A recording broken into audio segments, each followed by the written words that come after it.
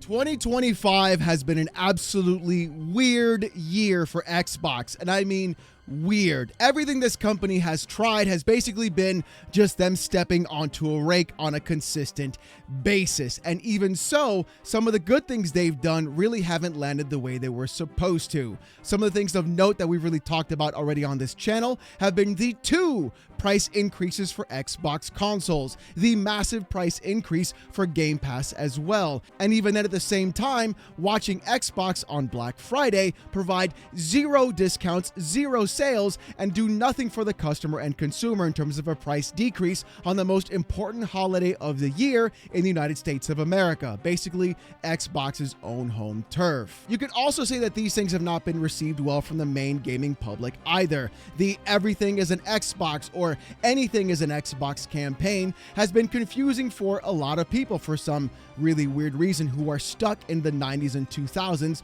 of video games. And we're also noticing as well that people are not really trying to understand or even figure out why this is such an important device as the Asus Xbox ROG Ally X, especially for the future of what this company is going to be going for and where video games themselves are going to be moving to as well.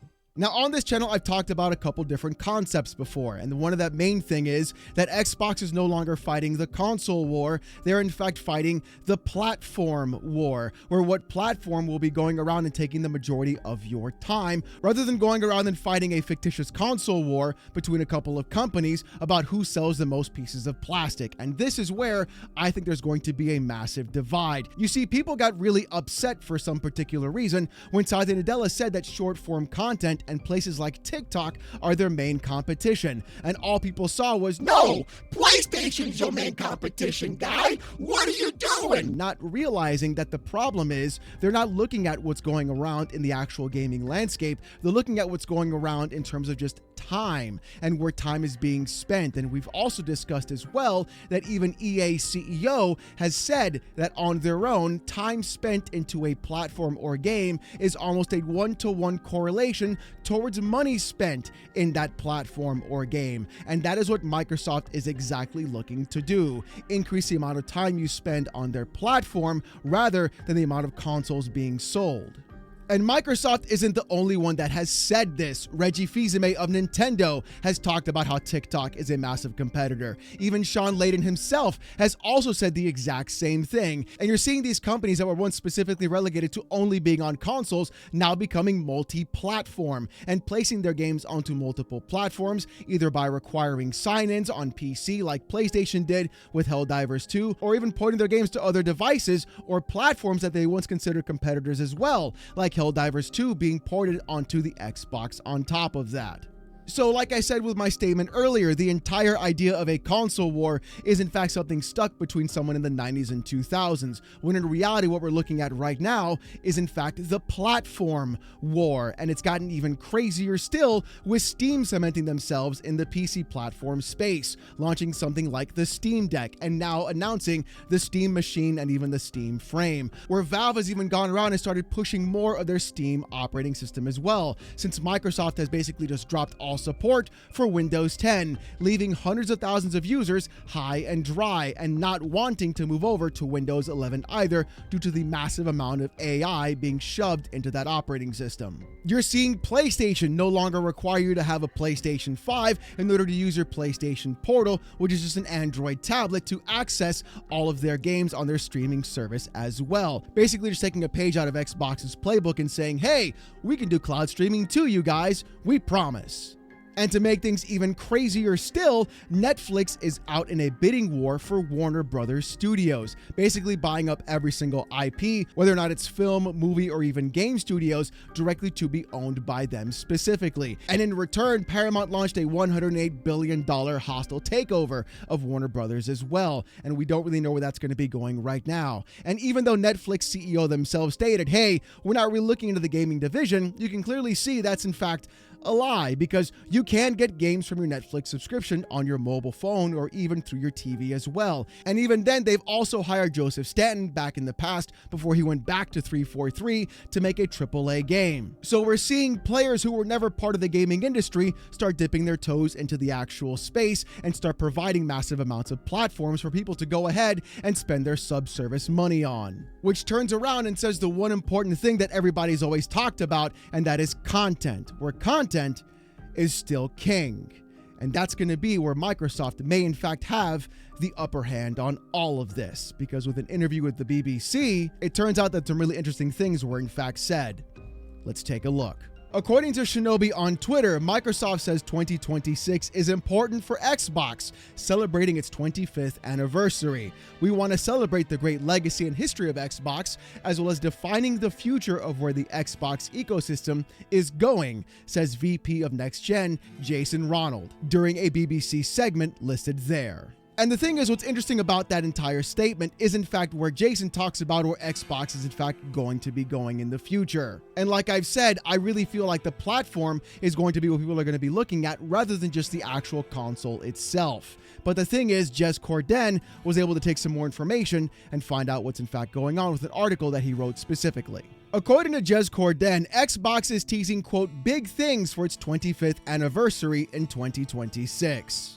With the article saying this, in a video, BBC's Tom Gherkin takes a close look at Xbox Ally's X handheld, detailing the device and covering a lot of what we already know.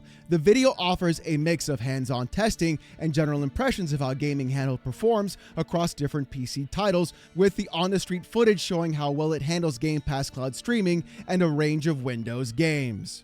More interestingly, Jason Ronald, the VP of Xbox Gaming Devices and Ecosystem, also took the spotlight to briefly discuss the handheld and gave a few small teases about what fans can expect from Xbox next year as it approaches its 25th anniversary. However, the most interesting comments were made when Gherkin questioned Jason directly on whether backwards compatibility will be expanded. He asked, saying, quote, a child like me would be so unhappy if I didn't press you on this point. You know, are you going to bring more original Xbox games to Game Pass in the future? With Jason saying, quote, I can't announce anything today, but in 2026, it's the 25th anniversary of Xbox, and we want to celebrate the great legacy and the history that we have with Xbox, as well as defining the future for where the Xbox ecosystem is going. So now we have some actual real context about what Jason Ronald was in fact talking about and what they were actually looking forward to in terms of Xbox in the next coming year. We've seen this kind of thing happen before as well. You see, Sarah Bond was recently put in charge of the Xbox backwards and forwards compatibility team of Xbox specifically, and going around and trying to create a platform where games could live continuously regardless of whatever piece of hardware you were using. We've also seen Xbox, Sarah Bond, and AMD team up to talk about the next generation of consoles, and the big rumor going around is that this little device right here, and one of the biggest clues that we've seen was when Sarah Bond said that this device right here, the Xbox ROG Ally X, is going to be the basically beginning ideas of what they're going to be doing with the Xbox console generations moving forward.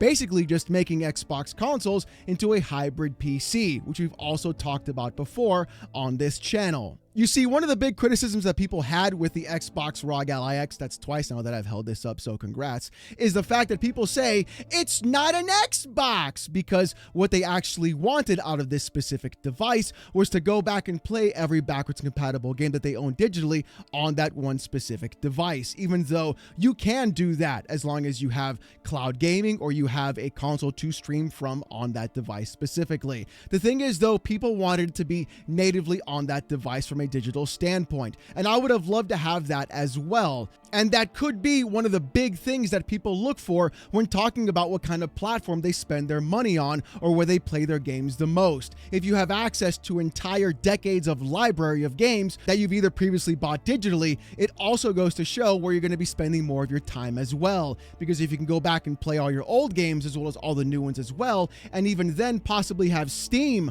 on the new Xbox console on top of that, having access access to basically everything across the board, regardless of whether or not PlayStation wants to money hat it off of a console, is an easy way of getting around that loophole in general. And even then, increasing the amount of actual users possibly wanting to move to Windows 11. Because even Sarah Bond said it herself, Microsoft wants to make Windows the best place to play games. And it turns out I'm not the only one that's been thinking this, because there have been some pretty big rumors flying around the internet lately too. According to r/gaming leaks and rumors, Nate Drake says there exists a hope to make legacy Xbox OG and Xbox 360 games backwards compatible on ROG and Windows devices. With the original post on Reset Era saying this: I really hope this is backwards compatible on ROG devices / handhelds and Windows. I think Jez alluded to something about this fairly recently. And Nate Drake responds saying this: there exists a hope to make legacy Xbox OG and 360 games backwards compatible on ROG and Windows. Whether they succeed is the unknown, but there is an effort being made. The other unknown would be how extensive will the initiative be in offerings. Will it be what we currently have on Series, or will backwards compatibility expand to add more titles across the Xbox ecosystem? This is what I've been talking about the entire time when I bring up platform wars. What they're trying to do is make one cohesive platform and using Windows as the baseline for that specific platform to play all of your games, and then force people to move from Windows 10 to Windows 11 by offering them that massive back catalog of games they probably had on their Xbox 360 consoles and even OG digital Xbox games. If they could go through and somehow be able to provide these offerings, not just through cloud streaming, but also directly natively on the devices, that would be a huge win for Xbox. And it would really go to show that they are in fact taking seriously what they're looking for in terms of Windows to make that a pure gaming platform. The thing is though, this is Microsoft and they love to step on a rake. According to Windows Central, Microsoft has a problem. Nobody wants to use or buy its poor AI tools. Yeah, that's right. Satya Nadella is rearing his head once again on this actual scenario, because Windows 11 has had a massive amount of bloat attached to it simply by adding all those insanely stupid Copilot AI tools. It's gotten so bad that people are now creating scripts on GitHub to go through and remove basically every essence of AI that Windows is trying to apply into your operating system for Windows 11, thereby making your OS literally run far more efficient and far better, even have less issues overall. On top of that, Windows 11 has also been a huge issue why I don't really use the Xbox ROG Ally X as much as I would like to. It's a great little device, it's got some good power to it, but the thing is, I've just found SteamOS to be far more simple and actually a lot easier to run the majority of my games. Even though there are some games that I can't run on SteamOS, and then I'll play them on the ROG Ally specifically, there are ways of getting around all those issues, and SteamOS is constantly evolving and getting consistent updates. Ever since the ROG Ally X came out, I've only had maybe 1-2 updates at the most, and there are still many issues that are still broken in this device, or that cause more of a concern of what I actually want to do with this device, which is simply to just game.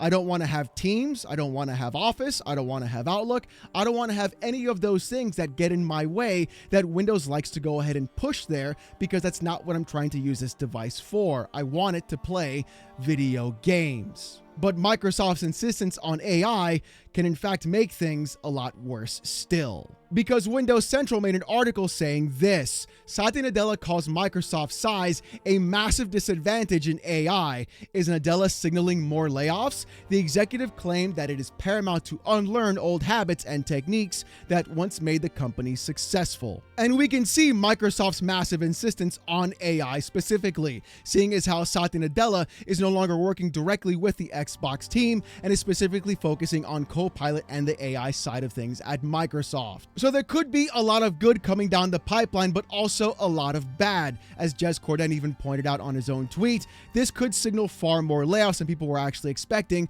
unlike the last time when they fired 1,500 employees. And that was also due to AI and massive amounts of spending that the company has been doing for quite some time. And I really feel like that's going to be where the big problem lies for Microsoft and even Xbox in the future. Even though Jason Ronald's idea is basically exactly what I would want to come out from Microsoft, a lot of things are in fact getting in their way. Again, the stepping on the rake really does continually happen to this company. Satya Nadella pushing more AI into Windows, Sarah Bond wanted to make Windows the best place to play, and at the same time not providing customers and consumers more affordable ways of getting the hardware that they need to in fact play those games. Microsoft is definitely playing the long game on this, and I feel like what's going to be happening is that next generation console from Microsoft and Xbox could in fact be rather expensive. We've seen Sarah Bond say that it's going to be a premium device. That could mean anything, but when someone says premium, the first thing I think of is it's going to cost a lot of money. And with the way things are going with RAM pricing, it's not going to get any easier. Even though Microsoft did in fact work with Foxconn in Vietnam to get more DRAM chips. According to Windows Central, Microsoft is reportedly partnering with Foxconn to expand manufacturing by 4.8 million devices per year as Grand Theft Auto 6 looms. Geopolitical issues between China and the US Trump administration have caused Xbox and other types of gaming hardware to explode in price. Vietnam is part of the solution. And this deal with Foxconn could be a couple of things. Microsoft does have its own AI under Copilot, and they're going to need that RAM for those AI data centers. They're also going to be going around and making their brand new premium device as well for next generation on top of that. So this could be the one sign that people need to say, hey, Microsoft may in fact still be in the console gaming space. The thing is though, I feel like what's going to be happening is they're going to be pricing people out and forcing people to either A, buy a very expensive console at $1,000 or even more than that, or B, go around and say, hey, if you can't afford the actual device, you can have our cloud streaming service through Game Pass on your actual phone and play that way, or even your TV, or even then anything can be your Xbox, because that's exactly what people were in fact angry about when that branding first started. This isn't about console wars anymore. It's about platform wars, and a couple of things are going to be happening in this space to make people more inclined to use cloud streaming and to go through and be part of a platform than to actually go out and just buy a device in the first place. Who knows what's going to be happening, but I'm guessing in the next 5 to 6 years, things can go from bad to worse. With even though RAM pricing increasing exponentially and the AI bubble possibly popping, because good lord, that is a bubble that is ready to burst at any specific moment, we're seeing many companies now take advantage of trying to push cloud services and cloud streaming onto customers and consumers to avoid those customers having to spend all that extra money on those specific devices to play those games. And the platform wars are going to be even more drastic and more dramatic than anybody could ever possibly imagine. And that's where I feel like things can go from bad to worse. Even though Jason Ronald was hinting about full backwards compatibility with your old previous consoles and actual digital purchases, we could be seeing it done directly through cloud streaming rather than natively onto a device, which would really bypass a lot of the issues that they would have of putting their games onto PC specifically from all their old catalogs as well. The pipe dream right now would be able to go through and just simply download those digital games onto your PC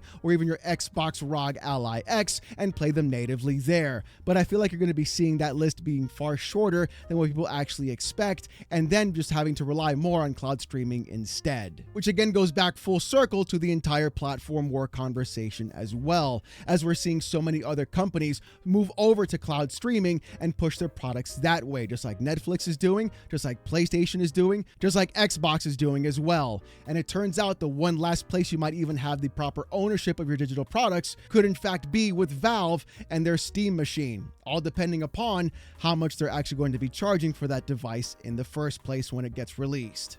This could be the fight that people are in fact not ready for and can blindside a lot of people in the gaming industry. As everybody moves to this sort of space and we're seeing so many new players enter the actual field, this could be where things get really ugly. I'm guessing there's going to be hostile takeovers, I'm guessing there's going to be plenty of buyouts, and there's going to be more companies fighting for your time and attention rather than anything else, which will lead to you spending your dollar with them as well. But you know what? I want to hear what you guys have to say about this in the comments section down below. Do you think Microsoft and Xbox can pull this off? Do you think Windows 11 can actually stay competitive against SteamOS? And do you even think that Microsoft is going to stay in the gaming industry after this next generation? I want to hear what you guys have to say. If you want to see more of this kind of content, though, more PC port reviews, gaming news, Steam Deck videos, fanboy content, and my hot takes in the gaming industry, subscribe to the channel. We're on our way to 99K. If you want Discord access or emotes during live streams, become a YouTube member. It's as low as $1. If you don't want to spend the buck, don't sweat it. Just come on down to the live stream right here, Saturday nights, 8:45 p.m. Eastern, live while I wear a banana suit and get insulted by people using AITTS. Trust me, you don't want to miss it. Saturday nights, 8:45 p.m. Eastern, live right here on the channel. It's a hell of a show. I guarantee it. With all that being said, though, thank you guys so much for watching. Hope you have a great one, and I'll see you gooners next time. Peace!